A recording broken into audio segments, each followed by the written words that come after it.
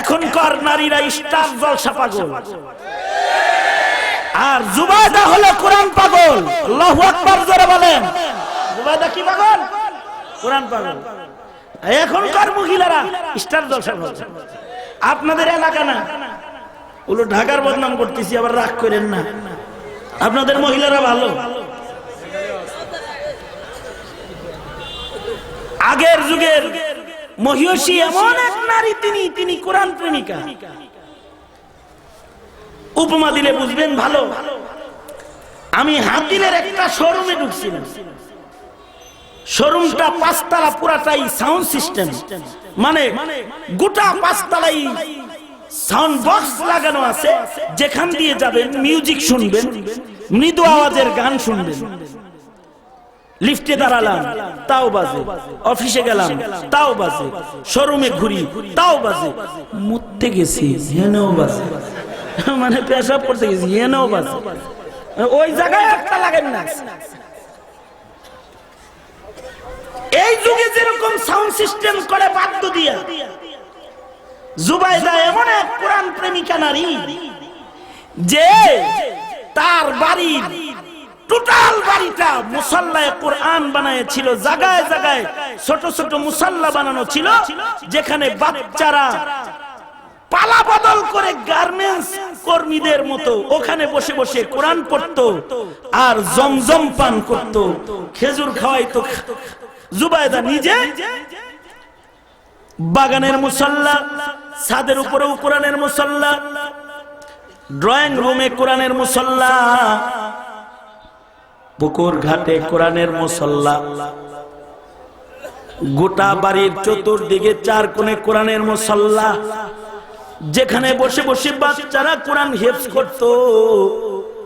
জুবাইদা তাদেরকে খাওয়াতেন। এই বাচ্চারা কোরআন পড়তো, অর্থাৎ জুবাইদা তার বাড়ি পুরাটাকে হেফজখানা বানায় রাখছে, যেন সে বাড়ির যে গলি দিয়া হেঁটে যাবে সেখান থেকে যেন আল্লাহর কালামের তিলাওয়াতের আওয়াজ কানে পাওয়া যায়।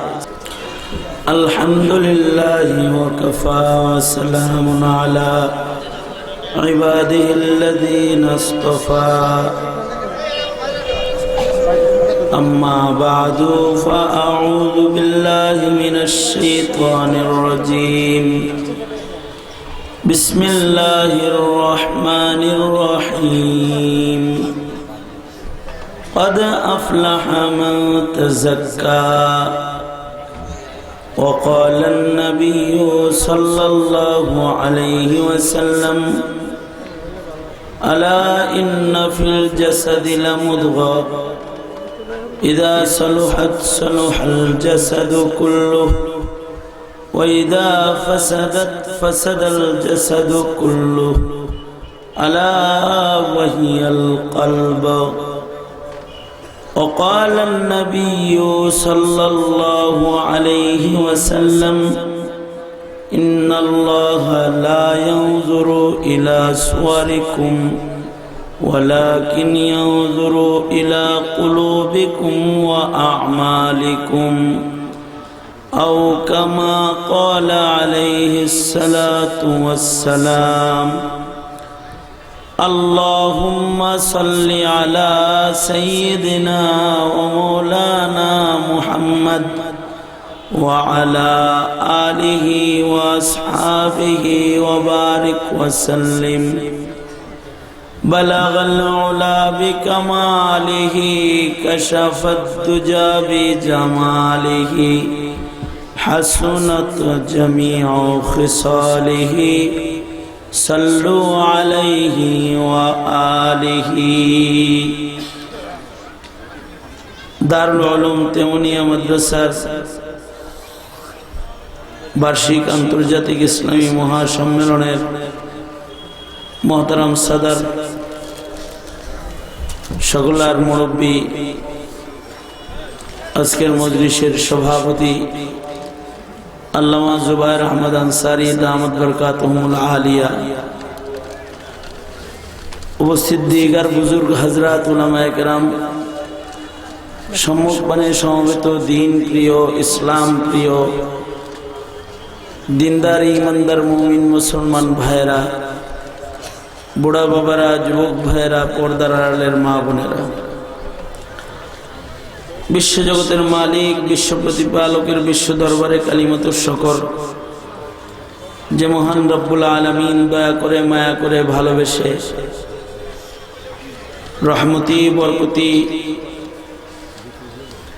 জান্নাতের টুকরা বাগানে ওলামাদের সোহবতে আমাদের আসার বসার তৌফিক দান করেছেন যে মহান রব্বুল আলামিন, তার দরবারে শুকর গুজার হই, শুকরিয়া আদায় করি, কালিমাতুর শকর পড়ি, আলহামদুলিল্লাহ। আজকের মজলিসের প্রধান অতিথি খুব তাড়াতাড়ি শীঘ্রই মজলিসে হাজির হবেন। বাদাল আসর সংক্ষিপ্ত সময়ের জন্য আপনাদের সামনে হাজির হয়ে বরকতের নিয়তে আয়াত ও হাদিস আপনাদের সামনে পেশ করেছি। সংক্ষেপে একটি সবক আপনাদের সামনে তাকরার করা মাকসাদ। আল্লাহ তাআলা কিছু উপকারী কথা বলবার তৌফিক দান করেন, আমিন। আমাদের দেশের যেমন রাজধানী আছে, রাজধানীর নাম ঢাকা। আমাদের দেহ নামক দেশেরও একটি রাজধানী আছে, যে রাজধানীর নাম আল্লাহর রাসূল বলেছেন কলব। দেশের রাজধানী ঢাকা যদি শৃঙ্খলা হয়, সুশৃঙ্খল হয়, তাহলে তার প্রভাব দেশের প্রতিটি গ্রামে গ্রামে পড়ে যায়। ঢাকা শহর যদি উত্তাল হয় তো দেশের এক কোণের গ্রামেও মিছিল শুরু হয়ে যায়।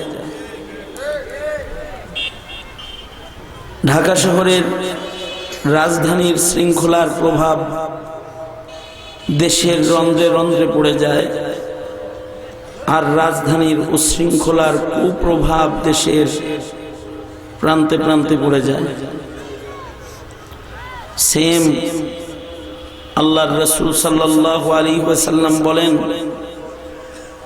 মানব দেহের রাজধানী হলো কলব। মানুষের যখন কলব সুন্দর হয় তো দেহ দেশের প্রতিটি অঙ্গের দ্বারায় সুকর্ম সম্পাদিত হয়, প্রতিটি অঙ্গই ভালো হয়ে যায়। আর যদি এই দেহ দেশের রাজধানী কলব খারাপ হয় তো তখন মানব অঙ্গের প্রতিটি অঙ্গ গুনাহের দিকে দৌড়ায়। আলা ইন্না ফিল জাসাদি লামুদগা ইযা সালুহাত সালুহাল জাসাদু কুল্লুহু ওয়া ইযা ফাসাদাত ফাসাদাল জাসাদু কুল্লুহু আলা ওয়াহিয়াল কলব। নবীজি বলেন, সেই রাজধানী যেটা খারাপ হয়ে গেলে গোটা দেহ খারাপ হয়ে যায়, ওইটার নাম হলো কলব। ওইটার নাম কি? আওয়াজ করে বলেন। রাজধানীর প্রভাব আছে, সুপ্রভাবও আছে, কুপ্রভাবও আছে। আমাদের দেশের রাজধানীর যেমন প্রভাব আছে, সারা দুনিয়ার রাজধানীরও একটা প্রভাব আছে। এ কারণে সারা দুনিয়ার রাজধানী মক্কাতুল মুকাররমা যখন খারাপ হয়ে গেছে তো গোটা দুনিয়া খারাপ হয়ে গেছে। সারা দুনিয়ার রাজধানীর নাম মক্কাতুল মুকাররমা। সেথায় আছে হুদাল্লিল আলামিন ঘর কাবা, বাইতুল্লাহ, যে রাজধানীতে রহমত বর্ষণ হয় সেকেন্ডে সেকেন্ডে। যে রাজধানীর থেকে গোটা দুনিয়াকে আকর্ষণ করা হয়, হুদাল্লিল আলামিন। এই রাজধানী যখন খারাপ হয়ে গিয়েছিল, ১৫০০ বছর আগের কথা, যখন এই রাজধানীর এই সংসদে মসজিদে যখন 360টা মূর্তি স্থাপন করা হয়েছিল, এই রাজধানীর মানুষগুলো যখন হিংস্রতা পাপাচারে অভ্যস্ত হয়ে গিয়েছিল, মদপানরত অবস্থায় মায়ের সাথে জেনার জন্য দাঁড়িয়ে যেত, নিজের বোনের সাথে ব্যভিচারে লিপ্ত হতো, নিজ ঔরসের সন্তান নিজ কন্যাকে নিজের হাতে জীবন্ত দাফন করত। এমন নিকৃষ্ট যখন হয়ে গিয়েছিল এই রাজধানীর মানুষগুলো, তো তখন গোটা দুনিয়াটাই খারাপ হয়ে গিয়েছিল, যে পৃথিবীর প্রান্তে প্রান্তে ওই রাজধানীর কুপ্রভাবে মানুষগুলো প্রভাবান্বিত হয়ে গিয়েছিল। এই কারণে আল্লাহ তাআলা সারা দুনিয়ার পয়গম্বরকে সেই রাজধানীতে প্রেরণ করলেন। প্রথম ওই রাজধানীর মানুষগুলোর দিল সাফ করলেন। রাজধানীর সংসদ মক্কাতুল মুকাররমার সব মূর্তিগুলো ভেঙে সংসদ সাফ করালেন। আল্লাহর রাসূল মানব হৃদয় ঝাড়ু দিলেন। মক্কাতুল মুকাররমার ওই মানুষগুলো যারা প্রকাশ্যে দিবালোকে নিজের ঔরসের সন্তান জিন্দা দাফন করত, তাদের হৃদয় আল্লাহর রাসূল পরিচ্ছন্ন করলেন, কলব সাফ করলেন। যে মানুষগুলোর কুপ্রভাবে গোটা দুনিয়া খারাপ হয়ে গিয়েছিল, শুধুই মাত্র পৃথিবী খারাপ হয় নাই, জমিন অপবিত্র হয় নাই, জমানাও অপবিত্র হয়ে গিয়েছিল। ওই মানুষগুলো, ওই দুষ্ট মানুষগুলোর কুপ্রভাবে মানুষ জমানাকেও গালি দিত। জমিন খারাপ হয় নাই, শুধু জমানার উপরে দাগ লেগে গিয়েছিল। ইতিহাসের পাতায় জমানাকে বলে আইয়ামে জাহিলিয়াত, অর্থাৎ অন্ধকার যুগ। অন্ধকার যুগ তার মানে কি? তার মানে কি যে ওই যুগে সূর্য উদয় হতো না? তার মানে কি এই যে ওই যুগে পূর্ণিমার চাঁদ আলো দিত না? তার মানে কি এই যে ওই যুগে প্রথম আকাশ তারকা খচিত সৌন্দর্য মণ্ডিত হতো না? তার মানে কি এই যে ওই যুগে কোনো বাতির ইন্তেজাম ছিল না? সব বাহ্যিক আলোই বিদ্যমান ছিল, কিন্তু যুগের মানুষগুলোর কলব রাজধানী অন্ধকার হয়ে গিয়েছে, যার কুপ্রভাব জমিন না শুধু জমানার উপরেও পড়েছিল। আল্লাহর রাসূল সাল্লাল্লাহু আলাইহি ওয়াসাল্লাম ও রাজধানীতে ১৫০০ বছর আগে আগমন করলেন। যখন মানুষ মুক্তির পয়গাম নিয়ে আসা আল্লাহ প্রেরিত দূতের অপেক্ষা করতেছিল, সকলের অপেক্ষার প্রহর ভেঙে আবির্ভূত হলেন মুহাম্মদুর রাসূলুল্লাহ সাল্লাল্লাহু আলাইহি ওয়াসাল্লাম, সারা দুনিয়ার জন্য রহমত হয়ে, সারা দুনিয়ার সংসদ হুদাল লিল আলামিনের পাশে। রাহমাতুল লিল আলামিন নামক আলোর আগমন, যে আলোর আগমনে অন্ধকার দূর হয়ে গেল, মানব হৃদয় পরিচ্ছন্ন হয়ে গেল। যে মানুষগুলো কুকর্মে অভ্যস্ত ও মানুষগুলো ইবাদতে অভ্যস্ত হয়ে গেল, যে মানুষগুলো জুলমের প্রতীক ওই মানুষগুলো ইহসানের প্রতীক হয়ে গেল, যে মানুষগুলো খুনি ওই মানুষগুলো ত্যাগী হয়ে গেল, যে মানুষগুলো রাতের আধারে পাপাচারকারী দিবসের আলোতে পাপাচারকারী তারা মরুভূমিতে ইবাদত শিখে গেল,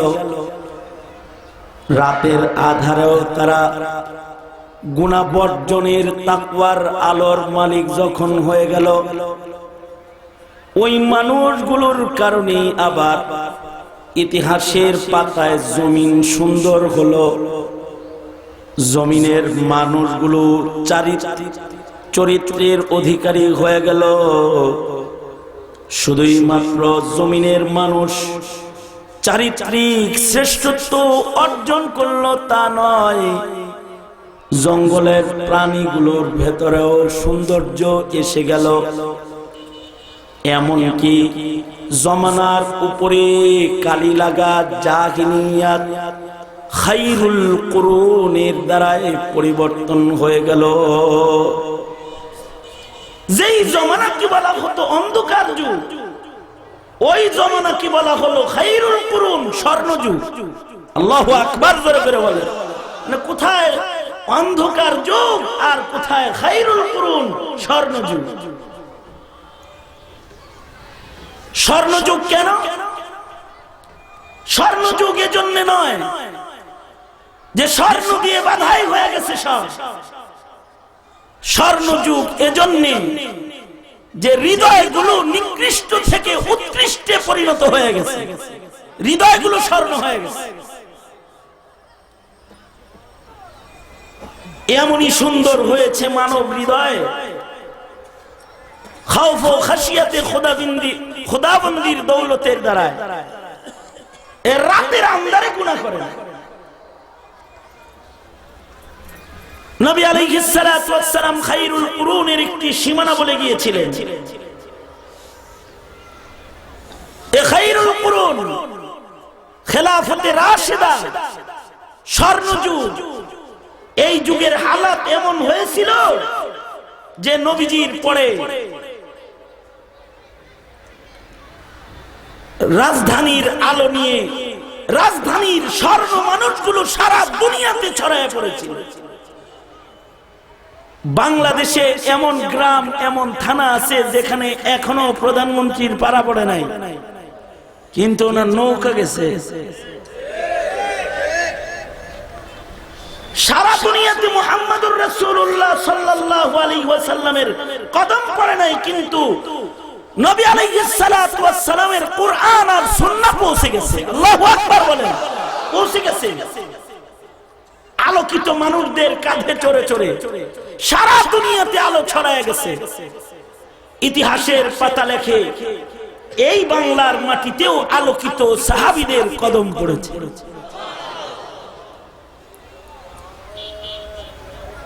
মানুষগুলো এরকম হয়ে গিয়েছিল এক পর্যায়ে, এ রাতের অন্ধকারে গুনাহ করত না।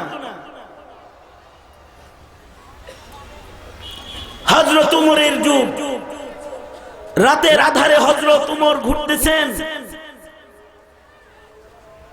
এক মহিলার ঘরের দরজায় দাঁড়ায় হযরত উমর শোনেন মহিলা তার মেয়েকে বলতেছে দুধে পানি মিশা, বেশি দরে বিক্রি হবে, দুধ বেশি হবে।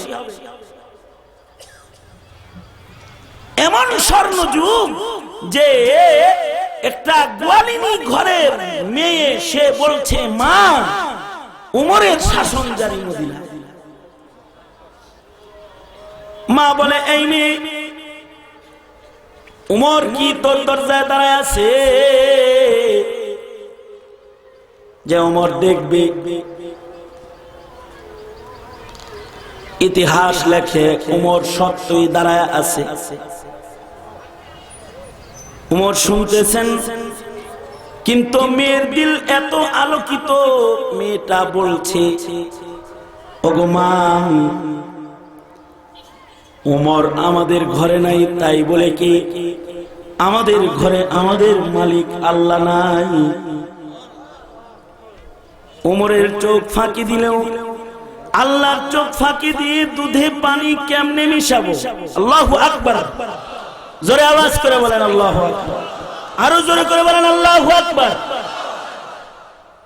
হযরত উমর মরুভূমিতে চলছেন, রাখালকে বললেন রাখাল একটা ছাগল বেচে দে আমার কাছে। রাখাল বলে ছাগলের মালিক আমি নি বেসমু। মালিক জিগাইলে বলবি একটা ছাগল বাঘে খেয়েছে। জঙ্গলের মূর্খ রাখালের দিল এত আলোকিত, মূর্খ রাখালটাও বলতেছে ইয়া হাযা ফাআইনাল্লাহ, মনি ফাঁকি দিব আল্লাহ কই থাকবে তখন? আমার আল্লাহ কি দেখবে না? কিন্তু আশ্চর্য, আল্লাহর রাসূল সাল্লাল্লাহু আলাইহি ওয়াসাল্লামের ওই রেখে যাওয়া সমাজ, যে সমাজে জঙ্গলের প্রাণী ছাগলের রক্ত পান করে নাই, আল্লাহর রাসূল বলেন আমার কোরআন সুন্নাহ ছেড়ে দিলে সমাজ ভয়ঙ্কর এমন হবে যে কিয়ামতের বড় বড় আলামত, আলামতে কুবরা, আলামতে সুগরা প্রকাশ পাবে, যা জাহিলিয়াতকেও অতিক্রম করবে। ওই সময় আল্লাহ আর এ আসমান জমিন রাখবেন না, তখন কিয়ামত হয়ে যাবে। যে আলো দিয়ে মানুষগুলো এত ভালো যে রাতের আধারে গুনাহ নাই, যে আলোর দ্বারায় জমিন এত ভালো যে জমিনের বাঘের চরিত্র সুন্দর নয়, যে আলোর দ্বারায় জমানার নাম খায়রুল কুরুন স্বর্ণযুগ, সেই আলো ছেড়ে দেওয়ার কারণে মানুষ হবে সর্বনিকৃষ্ট, যে আল্লাহ আসমান ভেঙে দিবে, জমিন চৌচির করে দিবে।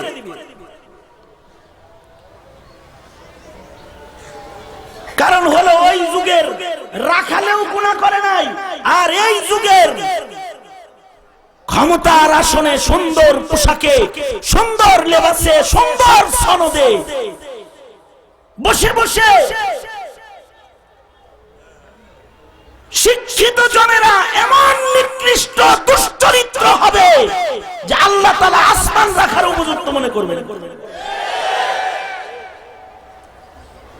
নজর করে দেখেন আমেরিকার প্রেসিডেন্ট ট্রাম্পের দিকে, প্রকাশ্যে দিবালোকে যৌনাচার। নজর করে দেখেন ওই শিক্ষিত সমাজের দিকে যারা সিসি ক্যামেরার নিচেও নিজেকে নিয়ন্ত্রণ করতে পারে না, আর আধার রাতে নিয়ন্ত্রণ হয়েছে। আমাদের ঢাকাতে মেয়র নির্বাচন চলছে, মেয়ররা ওয়াদা করতেছে শহরের অলিগলি সিসি ক্যামেরা নিয়ন্ত্রিত করা হবে। লাভ কি? অপরাধী ধরবে, খুনি ধরবে না। সিসি ক্যামেরা দিয়ে জমিনের সৌন্দর্য আনা যায়, কিন্তু জমিনের পবিত্রতা আনা যায় না। এই বাতির দ্বারা জমিনের বাহ্যিক আলো ঠিক করা গেলেও জমিনের আসল চিত্র ঠিক করা যায় না। চিত্র ঠিক করা যায় না। আসল চিত্র ঠিক করার জন্য তো ভিন্ন আলোর দরকার হয়, ভিন্ন আলো লাগে। ওই ভিন্ন আলো আল্লাহর রাসূল সাল্লাল্লাহু আলাইহি ওয়াসাল্লাম যে আলো আমাদের দিয়ে গেছেন, সেই আলো।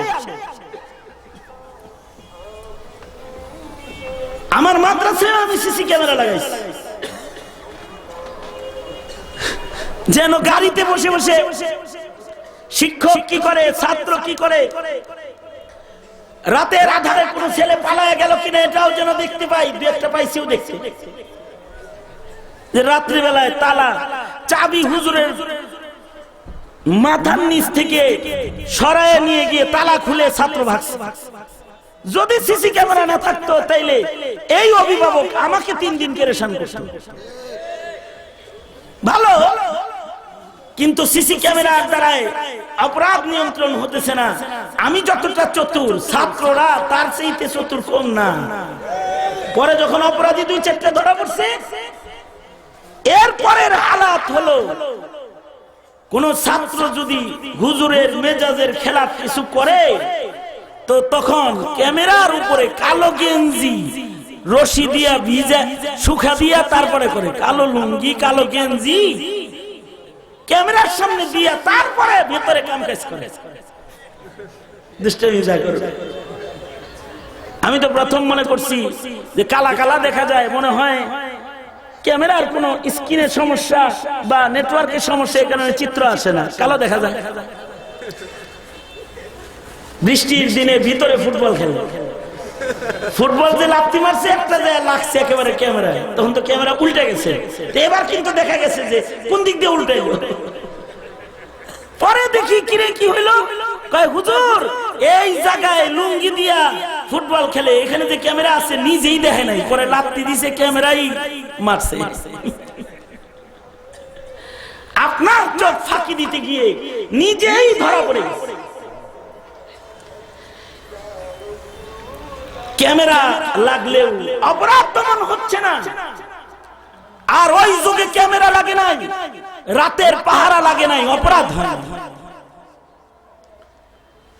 শুধু তাই নয়, আবু বকরের খেলাফত আমল হযরত উমর প্রধান বিচারপতি, 2 বছর পরে বিচারপতির পোস্ট ফেরত দিতে আসছেন যে এ পদে থাকুন না।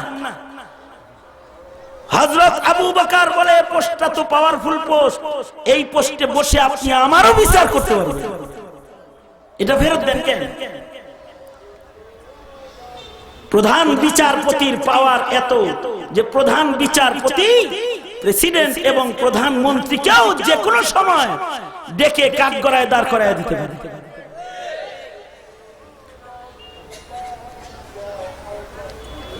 তবে এই বিচার বিভাগে শক্তি লাগবে, কোরআনের শক্তি, জাগতিক শক্তির দ্বারাই হবে না। কোরআন দিয়ে যদি বিচার হয় তখন বিচারককেও ডেকে আনা যাবে। যেমন বাদশাহ হারুনুর রশিদ যখন খলিফাতুল মুসলিমিন, বিচারপতি হলেন ইমাম আবু ইউসুফ। ইমাম আবু ইউসুফ হারুনুর রশিদের মতো বাদশাহ, যিনি 70% জমিনের এরিয়ার বাদশাহ সারা দুনিয়া, তাকে ডেকে আদালতে দাঁড় করায় দিলেন, আসুন আপনার ব্যাপারে মামলা। বাদশাহ হারুন থরথর করে কাঁপতেছে, প্রধান বিচারপতি ডাকছে না জানি কি, বলে বাদশাহ নামদার আপনার ব্যাপারে মামলা। তবে আপনার ভাগ্য ভালো, মামলা কোনো প্রজায় করে নাই, মামলা আপনার বিবি করছে, জুবায়দা করছে। হারুনুর রশিদ যেমন বাদশাহ হিসেবে সারা দুনিয়া তাকে চিনে, জুবায়দাকেও মহিয়সী নারী হিসেবে সারা দুনিয়া চিনে। জুবায়দা তার যুগের মহিয়সী নারী, শ্রেষ্ঠ নারী। একদিকে সারা দুনিয়াতে তার নাম গেছে, পৌঁছে গেছে হাজিদের মাধ্যমে। সারা দুনিয়ার হাজিরা মক্কার রাজধানীতে যায়, হজ করতে যায় তো নহরে জুবায়দার পানি খায় বিপদে, বাড়ি আইয়া গল্প করে জুবায়দা বড় দামি না। এ সারা দুনিয়া চিনে ফেলেছে। আর একদিকে তার তাকওয়া, তার ইবাদত উঁচু মানে। এখনকার নারীরা স্টার জলসা পাগল, আর জুবায়দা হলো কোরআন পাগল। আল্লাহু আকবার জোরে বলেন। জুবায়দা কি পাগল? কোরআন পাগল। এখনকার মহিলারা স্টার জলসা পাগল। আপনাদের এলাকা না, ওগুলো ঢাকার বদনাম করতেছি, আবার রাগ করেন না। আপনাদের মহিলারা ভালো। আগের যুগের মহিয়সী এমন এক নারী, তিনি কোরআন প্রেমিকা। উপমা দিলে বুঝবেন ভালো।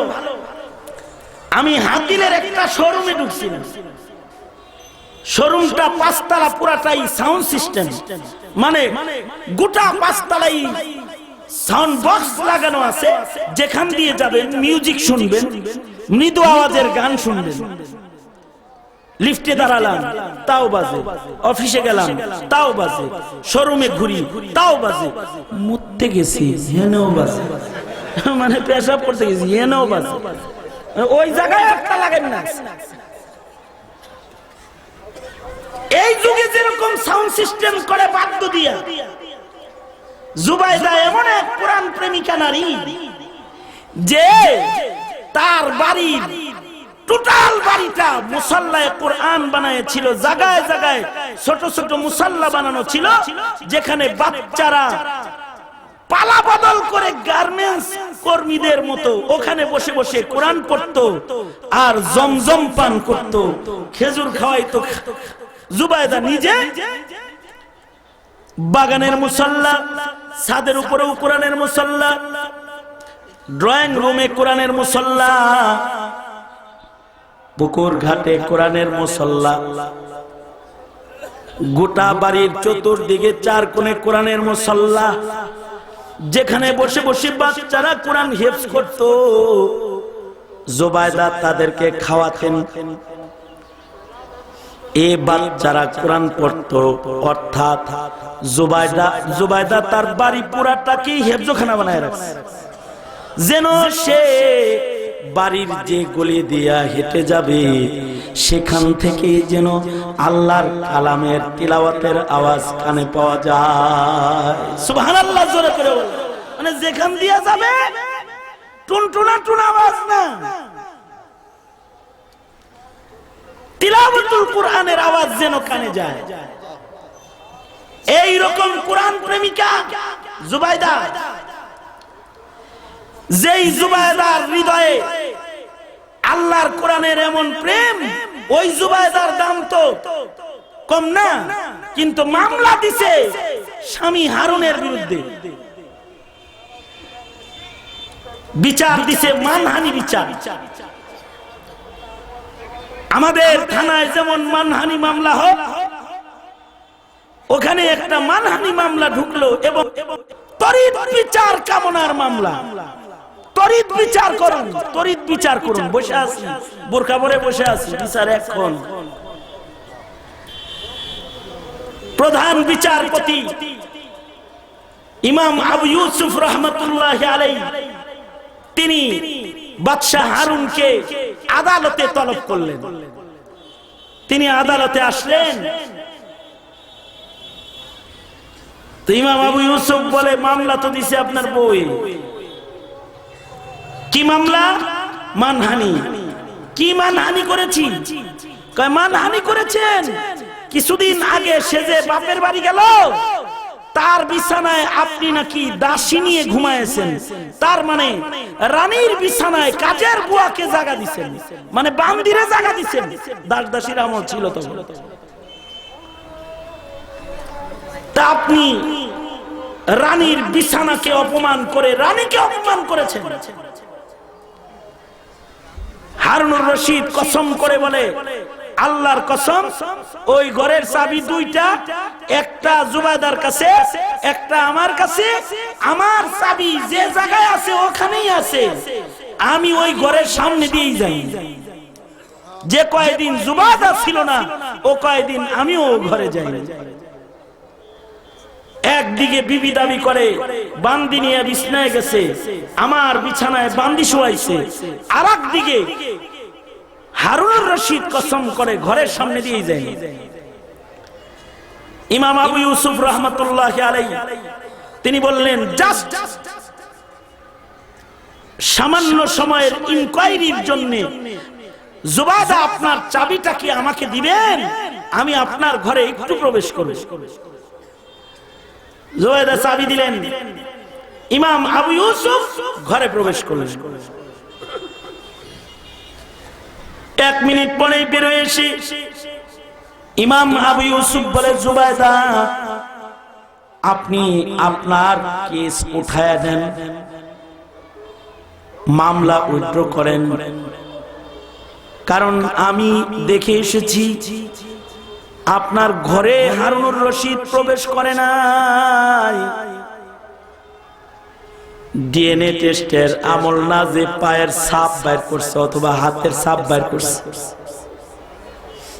প্রধান বিচারপতি বলতেছে, আপনার ঘরে হারুনুর রশিদ প্রবেশ করে নাই। জুবাইদা বলে, কেমনে বুঝলেন? ইমাম আবু ইউসুফ বলে, আপনার ঘরের কোনায় মেন হলের ভেতরে চামচারায় চানবাদুর চামচারায় বাসা বেঁধেছে। শুধু বাসা করে নাই, ওই চামচারা ছোট বাদুর ও ওই ঘরের কোনায় বাচ্চা দিয়েছে।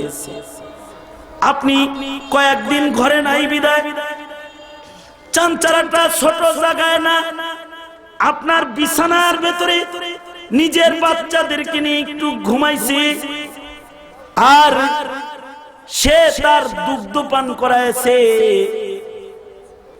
চামচারার দুধ মানব বীর্যের মতন, যার গন্ধ ও রং মানুষের মনির মতন। তাই আপনি চামচারার দুধ দেখে আন্দাজ করে বলেছেন যে কোনো মানুষ আপনার ঘরে গেছে। আসলে আপনার বিছানায় চামচারায় বাচ্চারে দুধ খাওয়াইছে। বিশ্বাস না হয় ঘরে যায় চেক করে দেখেন, যায় দেখে যে আসলে। তার মানে আমাদের ইমামদের মাথায় বুদ্ধি এরকম ছিল আগের যুগে। এদের কাছে চামচারার দুধের রং আর গন্ধের খবরও ছিল। আর এখনকার মুফতি সাহেব যারা, এগর তো ফতোয়ার হাড়ির উপরের ফেলার খবর আছে, নিচের তলার খবর নাই, তলার খবর নাই।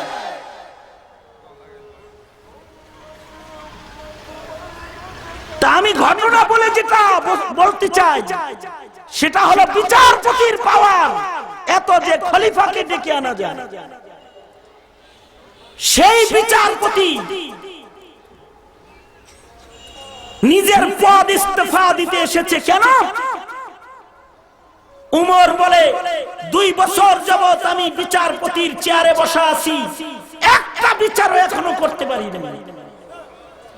যেই বিচারকের চেয়ারে বসে বিচার করা যায় না, মানুষ অপরাধী করে না, ওই মদিনায় বিচারপতিও এখনো মজা নাই। ওর চাইতে নামাজ পড়লে মজা বেশি। আল্লাহু আকবার জোরে করে বলে। মানুষের হৃদয় কত ভালো। আর ওই হৃদয়, মানব হৃদয় পয়দা করতে লাগবে কোরআন আর সুন্নাহ। কোরআন সুন্নাহর হিফাজতের মারকাজ উলামা। কোরআন সুন্নাহ যাদের কাছে আছে তারা রিজালুল্লাহ। এদের সাথে, উলামাদের সাথে, মাদ্রাসার সাথে যারা থাকবে তারা আলোর ভিতরে থাকবে।